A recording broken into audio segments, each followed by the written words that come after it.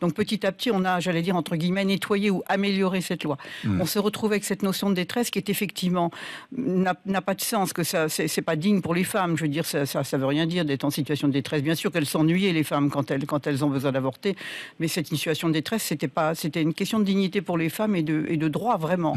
Et elles n'ont pas besoin de venir pleurer dans nos bras pour obtenir leur IVG. Ça, c'est très clair. Donc c'est très bien qu'on ait décidé de supprimer cette situation de détresse. Mais je pense que les manifestants d'hier, vous savez, ils ont profité de cette occasion-là pour manifester, et surtout manifester pour soutenir le gouvernement espagnol. Et contre l'avortement. Oui, on a vu beaucoup d'ailleurs de drapeaux espagnols. Ce qu'il y a de plus grave, c'est qu'ils disent pas tellement qu'ils manifestent contre l'avortement, ils disent une chose qui est terrible pour les femmes, ils disent « on manifeste pour la vie ». Et je trouve que cette marche pour la vie, c'est un intitulé qui est odieux pour les femmes qui ont besoin d'avorter. Philippe Gosselin, vous manifestez pour la vie ? Écoutez, moi je trouve qu'il y a quelque chose de grave qui est en train de se passer aujourd'hui.